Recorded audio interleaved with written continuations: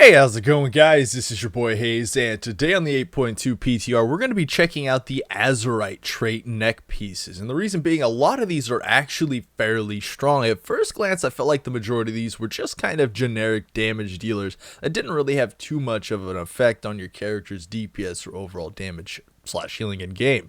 But after taking a closer look at these, you can tell that there are definitely some hidden gems in these current talents that are going to be absolutely insane for specific classes such as Frost DK and Unholy DK. So let's go ahead and jump into these and talk about it. It's who we are, it's what we do, we've come so far, and now we pay the price, so don't even cry. The world is breaking down, and I cannot leave the ground. So going over these Azurite traits, I'm going to go ahead and give you guys a quick rundown on what they are. Now, there's 3 different ranks for every single one of these Azurite traits. They come with a major power and a minor power. You're going to get 1 major slot in your neck piece, and you're going to get 2 minor slots. So even though there's a ton of them that you can choose from, you're only going to be using essentially 1 major and 2 minor slots. Now, the way you're going to obtain these things is by doing various achievements and or feats of strength to obtain these items, and it's definitely going to be worth it for specific ones for sure. Starting off with the top talent, we got Azurite's Undying Gift. Now, the major power with this ability reduces all damage taken by 40%. For 2 seconds, and then afterwards reduces all damage taken for another 2 seconds by 20%. Now, I feel like this is more of like a PvP orientated Glyph, just reduces the damage you're taking, so you can live through CCs on your healer, you could live through some minor burst on yourself, things along those lines. And the nice thing about this talent is it's only on a 45-second cooldown, so if timed correctly, could be extremely effective inside of arena scenarios. Now, as for the passive on this, when you fall below 35% health, you gain 15,000 armor for 4 seconds, and then 7,500 armor for the next 4 seconds. Now, this may occur once every 120 seconds. Again, this ability is just kind of like survival. I wouldn't necessarily say that passive is going to be great, since it's just armor stacking and not damage reduction, and armor for the most part isn't going to be too effective unless you're getting slammed on by, let's say, a warrior, since the majority of his damage coming off is going to be melee, maybe an enhancement shaman, but more than likely it's going to be used against warriors and things like that. Now, I'm not a huge fan of this. I would have to say inside of Rated Arena, I could see it being very strong if you're playing like a survivability comp. Since it is on a 45-second cooldown, it would synergize with Transfusion very well for survivability and rotating Live Lord status inside of either 1v1s or Arena. The next one we're talking about is called Engine of Ceaseless Progress. Now, the major power of this ability creates a field of Azurite where your current location, it doesn't deal any instant damage. This one's more off-stat orientated in comparison. While standing in this area, you gain a stack of Engine of Haste, Engine of Mastery, and Engine of Critical Strike every 0.5 seconds. Literally all your off-stats. And it's just going to shoot them right through the roof. While inside the Engine of Ceaseless Progress area, you take 10% damage reduction, which is fairly good. I could see that being used in PvE, especially if it actually hits your partners and not just you, because 10% damage reduction is insane if you're throwing it near a tank or something along those lines. When you activate the Engine of Ceaseless Progress, the stack count of Engine of Haste, Engine of Mastery, and Engine of Critical Strike immediately increased by 100%. So basically, when you're DPSing with this, it's going to increase your off stats on stacks up to 10, especially when it comes to the passive. So every 2 seconds, Heart of Azurite empowers your Haste, Mastery, and Critical Strike after reaching 10 stacks of either Haste or Mastery or Critical Strike. The Heart of Azurite temporarily overcharges, doubling the effect of Engine of Ceaseless Progress for 8 seconds, after which the stacks are removed. Now, you can see that my Miter Glyph right now, that is exactly the one I am using, because I find this so strong, especially when it comes to Frost DK DPS, increasing your off stats, since Critical Strike and Mastery are so essential for increasing your single target burst or your AoE as Frost. So I definitely like to use this as a passive. I could definitely see this being easily a main talent for single target DPS or AoE cleave when it comes to Mythic Plus, because it is so strong. It's another one you got to kind of keep your eye on for the future, because I do feel like this is going to play a major role when it comes to DPS. Discussing Essence of Focusing Iris. Now, this major talent seems to be what I was talking about before, kind of a generic damage dealer, but it is on a 1.5 minute cooldown, which isn't that extreme in terms of these cooldowns.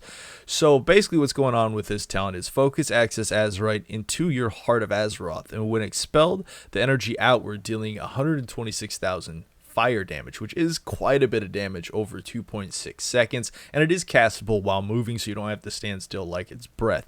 I could see this ability being used for Mythic Plus situations, but I feel like a 1.5 minute cooldown is really going to harm this overall in terms of damage and pressure, because this does feel like just a generic damage dealing ability and not necessarily something you'd use a lot. Now, talking about this passive minor power, every 2 seconds the Heart of Azurite absorbs nearby latent Azurite energy, increasing your haste 29, stacking up to 10 times.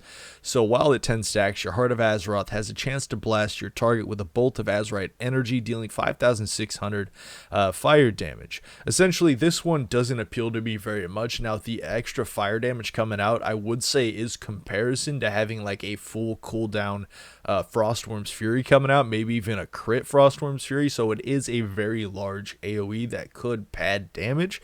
But in terms of overall pressure for Mythic Plus, I wouldn't say it has a low enough cooldown to be a major effect in comparison to some of the other talents. Now we're going to discuss my favorite talent for Frost, like by far, and even for Unholy, this talent is going to be extremely powerful in both survivability and damage-wise. Well, I wouldn't say nearly as much for Unholy when it comes to damage, but definitely for Frost, it's going to be an insane damage increase, especially single target and AoE. It doesn't really matter what you use it for, it's going to be insane. Now, this ability has a 3-minute cooldown. For my personal opinion, when it comes to Mythic Plus, the 3-minute cooldown may be a deal breaker in comparison to the consistency gain from some of the other Azurite neck pieces. But when it comes to single target DPS, oh, this thing is going to be absolutely amazing, especially if there's shorter fights, not necessarily raid bosses, but maybe more like dungeon bosses. This is going to have a huge effect. So this ability is called Memory of Lucid Dreams. And the major power of this is it clears your mind and attune yourself with Heart of Azeroth, increasing your runic power generation by 100% for 12 seconds. Think about that, 100%. Just let that sit in for a minute. Don't say anything. Just let it sit. Just let it sit. Whew. Okay, so basically with this ability, it's going to allow you to extend out your breath essentially for about 15 more seconds in comparison to something you'd be able to do previously, just because it's going to increase runic power generation, again, by 100%.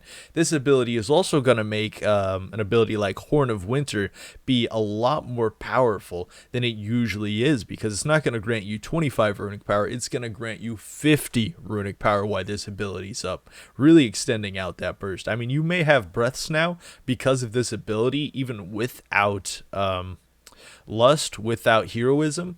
You're going to be able to hold on to a breath probably close to 30, maybe even 40 seconds if you're completely geared out and have off stats correct for, let's say, a breath build. So this is something I'm actually just crazy ecstatic that is put into the game. Not only can this be used as a insane increase to single target frost DK breath pressure, but it's also going to be an insane gain when it comes to survivability, because for those 12 seconds you're able to generate literally an insane amount of runic power off of one obliterate. Now I just throw off an obliterate and I get 20 runic power. I throw on this ability, each one of my obliterates going to give me 40 runic power. So essentially each obliterate is going to allow you to obtain a death strike during this cooldown. Of course, like I was saying about Horn of Winter, you throw that thing off, that's going to give you half of your runic power bar in pressure. So anytime you use this ability, you're literally not going to be rune starved. You're not going to be, your breath shouldn't be falling off, your healing shouldn't be low. And again, you could combine this with other abilities like transfusion and things like that to get off extremely quick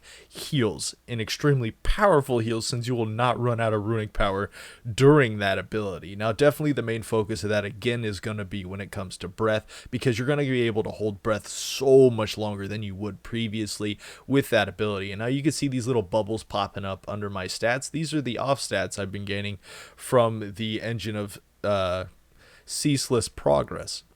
Now, talking about the Lucid Dreams Minor. Now, this is going to be what plays a huge part when it comes to survivability for both Frost and Unholy, is because the minor power passive of this ability, your spells and abilities have a chance to refund 50% runic power spent on them and immediately heal you for 16,200 damage.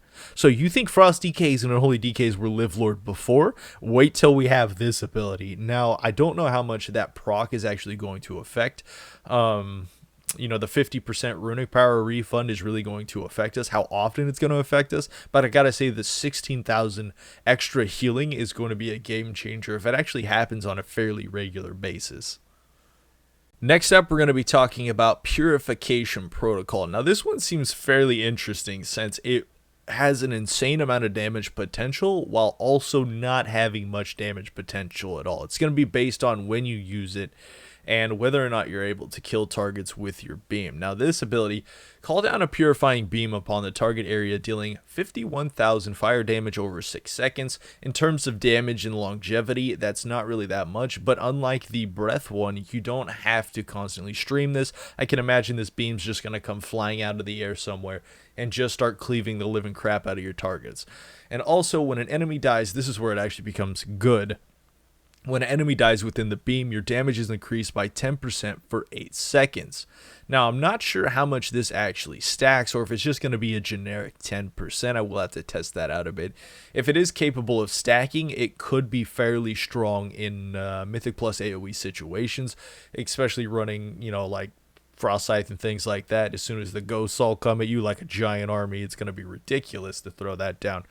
But besides that, the passive power of this mother has added a Purification Protocol to your Heart of Azeroth, allowing your damage spells and abilities to release a blast of Azurite energy at your target, dealing 3,400 fire damage to an enemy within 8 yards, and heals you for 1,900 every 2 seconds for 8 seconds.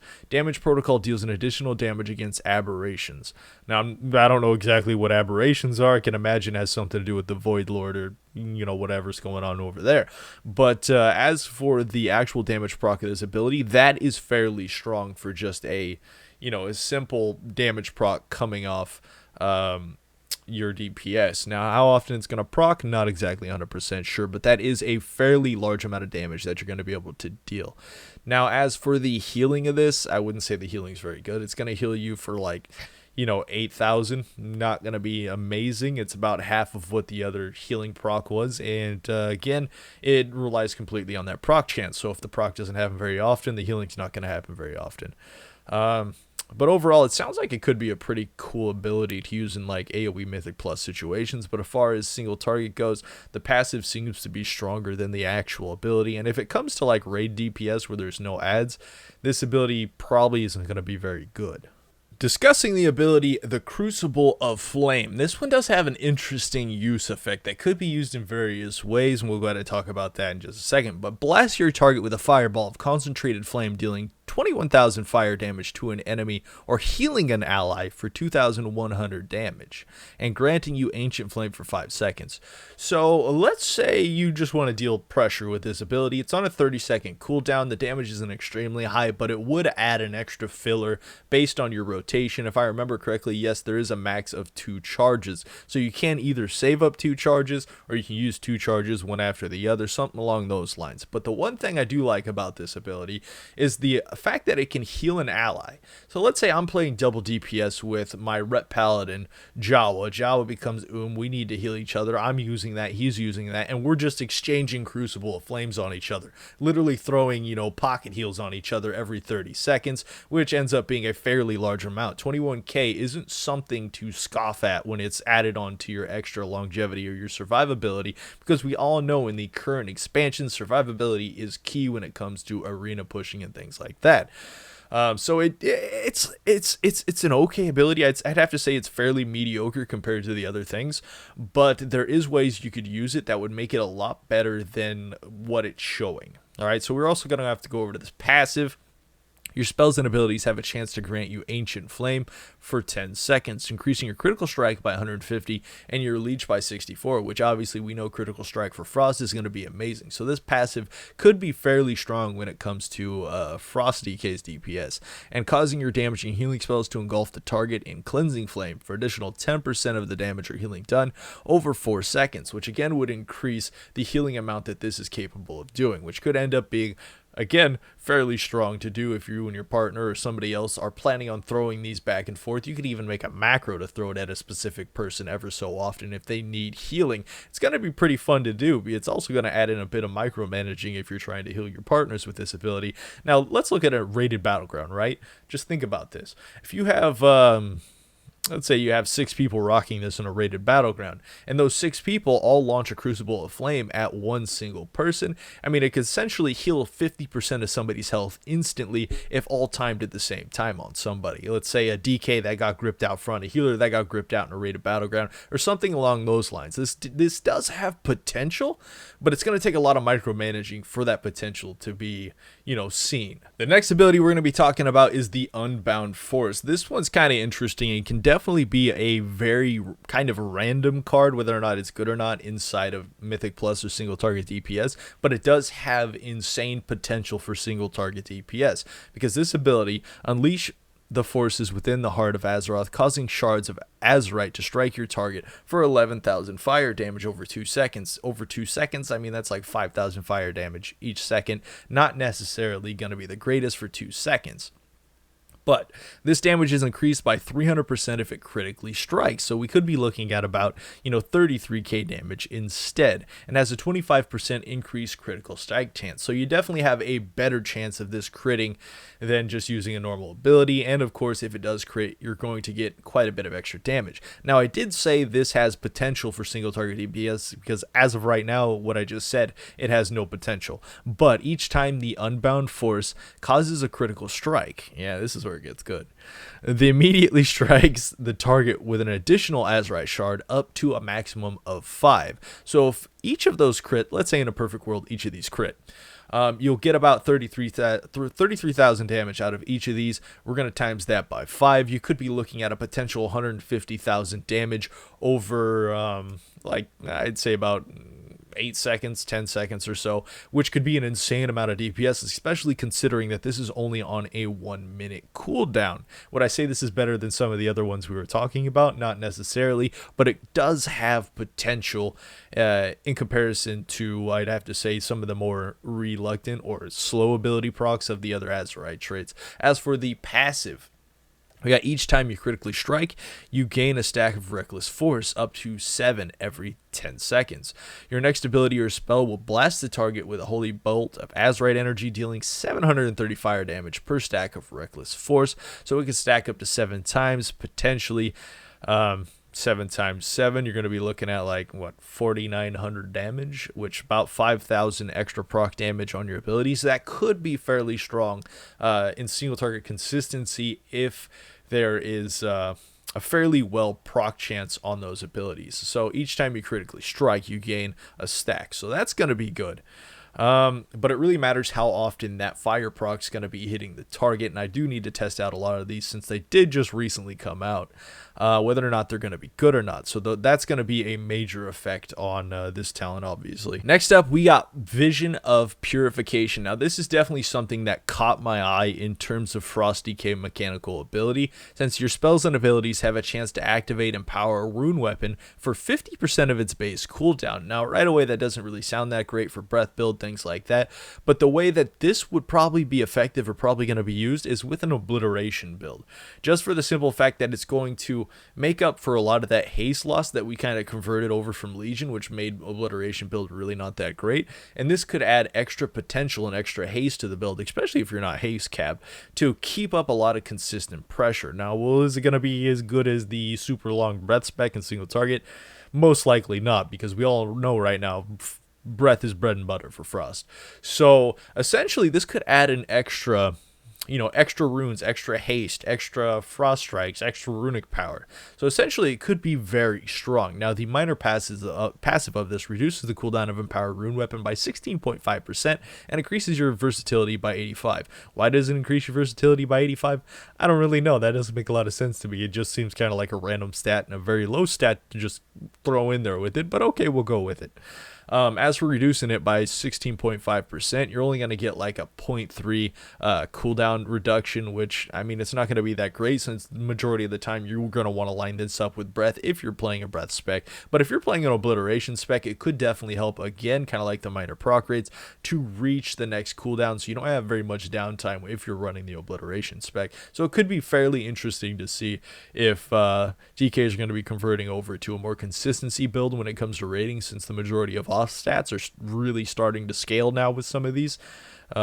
Next up, we got World Vayne Boon, which this ability is definitely going to be more focused on survivability. I tried to test it out earlier, but it didn't look like I was really getting much healing from it. It may not be completed yet or something, but the major power of this ability is going to be concentrate energy into your Heart of Azeroth, immediately causing 3 Azurite shards to erupt from the nearby ground. While within 8 yards of the Azurite shards, you will be healed for 0 health every 2 seconds, so essentially it's going to help out our survivability. If you're playing Live Lord status, double DPS, could definitely help you out there. As for the minor power, the passive every 1 to 25 seconds seems a bit RNG and kind of scary to use, I know. A shard of Azurite erupts from the nearby ground for 18 seconds, granting you 0 strength while within 8 yards of it. So essentially, you're going to be getting strength, you're going to be getting healing while you're standing within the yards of these Azurite shards. Now, I don't really like using abilities that require you to be in a certain range, especially when it comes to PvP, since you go up against a hunter and you could be running 20 yards on a regular basis to catch up to them. These shards really aren't going to do you very much help there, but if you're fighting melees or something like that's going to stay in a certain area, they definitely could be fairly effective. Now, it's also going to matter whether or not you're able to hit these shards or attack these shards as an enemy, because I mean, if they're healing the person you're fighting more than you're damaging them, you're most likely going to aim to kill these things. So there's a little bit of RNG, a few things that are going to matter with this, whether or not it's going to be good, but majority of the time I'd have to say, unless the healing's extremely effective, I wouldn't like to use this just based on the mobility limit of the ability. Now, as for the last one we're going to be checking out for our Frost build, we have this one I'm pretty sure you can use. It's just about any spec. It's Call Upon the Azeroth Guardian to aid you in combat for 20 seconds. Now, how much damage he does, how much DPS he does, obviously is going to affect this. Now, each time the Azurite spike deals damage, the cooldown of condensed life force is reduced by 6 seconds. Whatever that means. I don't really know. Minor power passive. Your spells and abilities have a chance to impale your target with a spike of Azurite, causing 0 physical damage. It sounds like another ability that's not necessarily completed yet. But yeah, definitely when it actually levels up, it looks like each time your Guardian of Azeroth casts a spell, you gain 4% haste, stacking up to 5%. That's 20% haste. That's absolutely insane, especially when it comes to Unholy DK. The minor power will upgrade when your Azurite spike deals damage. All damage you deal against the target increases by 15% for 6 seconds. This could be absolutely amazing when it comes to DPS and single target. The only major downside to the Guardian is obviously going to be its cooldown. It has a 5-minute cooldown, so essentially you're only going to be using it, well, in a long raid fight, you could use it twice. In a Mythic Plus boss fight, if it's not tyrannical, you most likely will never have a chance to use that twice on a boss fight in there. But as far as trash goes, you could probably use it, but still a 5-minute cooldown is going to be an absolute pain. All you Frost DKs know that with Frostworm's Fury, 5 minutes is just, it's way too long for an ability. So going over, these ones are specifically blood specializations. Now these ones, is going to be for tanking, majority survivability, keeping up versatility, keeping up health. Going over some of these blood talents, we got Ages of the Deep. Now, this major power, the element protects you, reducing the damage take from each attack by 1,900 for 10 seconds. While active, heal for 2,700 health when damaged. I mean, that could be a fairly good minor cooldown to proc, especially if you have a ton of ads on you. Let's say, you get the Spirit Pull, the massive Spirit Pull. This is on a 1.5 minute cooldown, so you should be able to line this up perfectly. Each one of those people hitting you, if it generates a healing ability each time they melee you, is going to be absolutely insane when it comes to survivability. And the fact that it lasts for 10 seconds, you should be able to burn down the majority of spirits in that time. Now, what's going to matter with this ability is the internal global cooldown. Now, is each attack going to heal you, or is it going to be every attack every second is going to heal you for 2,700, something along those lines? So it's really going to matter what the global cooldown of this ability is going to be. But in terms of major AoE situations, this is going to be extremely strong for tanks, especially blood DKs. As for the passive on this ability, you gain 113 versatility for each enemy within 10 yards, up to 565 versatility. Yeah, they had to limit that so it didn't stack out of control, let me tell you. But 565 extra versatility is going to give you a bit more damage reduction and, of course, grant you a bit more healing. Additionally, you heal for 1,200 health for every 4 seconds of each stack of Ages the Deep on you. While below 35 health, the versatility amount is doubled, so it can hit up to 1,120 versatility, maybe 30 versatility. So it is fairly good when it comes to defensive and AoE pullings for Mythic Plus. I could definitely see this being something you'd want to focus on and use as blood. Overall, since blood, I'd have to say, started falling short as soon as they nerfed Bone Storm, and they kind of nerfed our survivability down through the floor, since you can't, have a full runic power proc Bone Storm, and it really just doesn't do as much damage and didn't have as much survivability as it had before. This could definitely make up for some of that survivability loss. As for the next one, we got a Nema of Life and Death. Draw upon your own vitality to sear the foes, sacrificing 10% of your maximum health to deal fire damage to all enemies equal to that amount. Now, again, we were talking about AoE situation with blood. It was definitely, I was feeling it doing Mythic Pluses higher than 10. As soon as those spirits came, it became extremely hard to hold aggro on all of it as blood, because we didn't have nearly as much AoE pressure as we did before. This could obviously help with that. Now, you sacrificing 10% of your maximum health isn't necessarily the greatest thing to do, but if you're able to actually generate enough threat to pull aggro on those AoE mobs, it could definitely help out in those situations. As for the minor power, we didn't discuss the secondary. Heal for 10% of your maximum health per enemy hit, up to a maximum of 50% of your maximum health. So essentially, you're sacrificing 10% health to gain 50% health. You're not really losing very much, and considering how much damage you're actually dealing to them. Now you draw upon your own vitality. Now, I'm curious if the 10% of the health that you have that you're sacrificing is the amount of damage you're going to be dealing to the target. If that's the case, that's going to be quite a bit strong for blood. I mean, it could be a 50k hit to every target in the area. That's almost like a half of a Frostworm's Fury. 50k is a lot of pressure and a lot of threat to deal to everything in the area, especially if you throw up Vampiric Blood. You have any trinkets or you have any Azurite traits that's going to give you more health. This is going to deal more damage when you proc it on the target.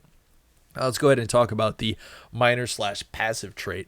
Azurite energy courses through your veins, increasing maximum health by 3,400 every 4 seconds, stacking up to 15 times. That's actually quite a bit of health, honestly. That is a lot of health, and the effect is lost if you fall below 35% health, so you do have to be a little bit careful not to get slammed on too much. But if you're throwing up kind of like your health cooldowns and things like that, I really don't see it being that much of a problem. But overall, that's going to increase your health by quite a bit, which again is going to increase the overall damage of this ability. Next up, we got Nullification Dynamo, which is a major power instant. Gain an empowered null barrier, absorbing up to 171,000 magic damage for 10 seconds. Could be absolutely insane when you're coming up against mobs that obviously deal magic damage. As for melee, I don't necessarily like this. It's not going to add much threat regeneration, but yeah, overall, it's going to give you a little bit more magic absorption. As for the passive, every 15 seconds gave a null barrier, absorbing up to 34,000 magic damage you take for 10 seconds. The null barrier expires, it implodes, dealing shadow damage equal to the amount of enemies absorbed, dividing among all nearby enemies.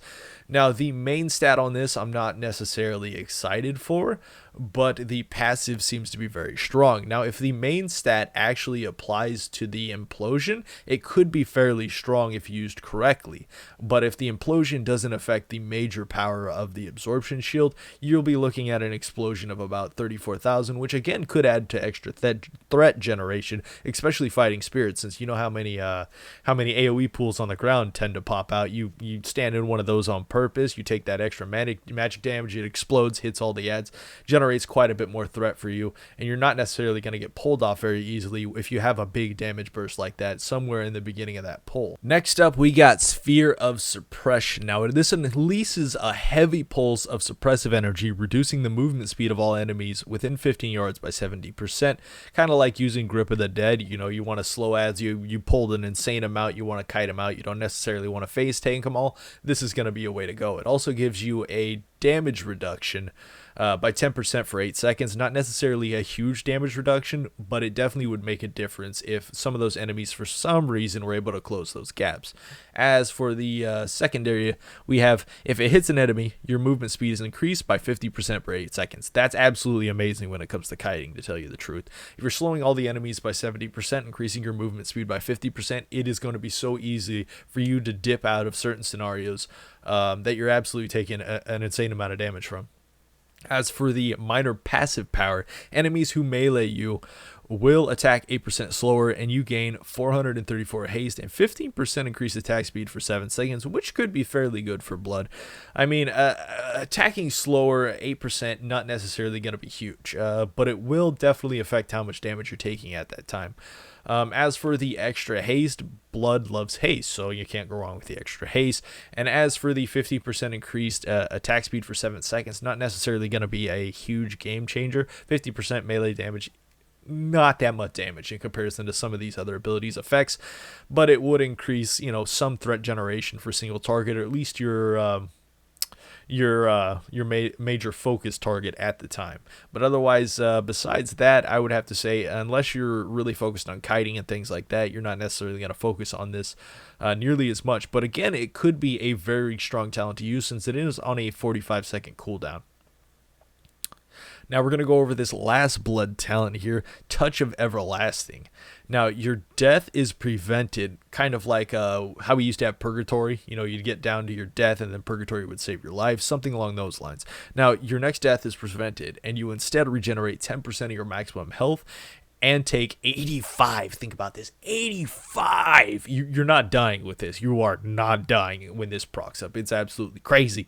Up to 85% damage reduction, up to 10 seconds, or until you are healed above 70% health. Absolutely amazing. It's a save me. It's I just died and I got my butt kicked, and this is a save me button. Now, would I say that this is in terms amazing? Not necessarily, because if you're dying like that, something's going wrong in your group and you're not kiting correctly, or you're taking too much damage, or your healer's doing terrible. Something along those lines is occurring. So you should never actually reach that point, but I can see this actually being used, let's say, to cheese raid mechanics, since you would be capable of standing in something that would normally annihilate you or kill you, but instead it would bring you back up to 10% health and reduce the amount of damage you take for 10 seconds, basically making you a living god versus either ads or versus a raid boss. So you might want to keep that in mind, because we could see some strats involving this in the near future.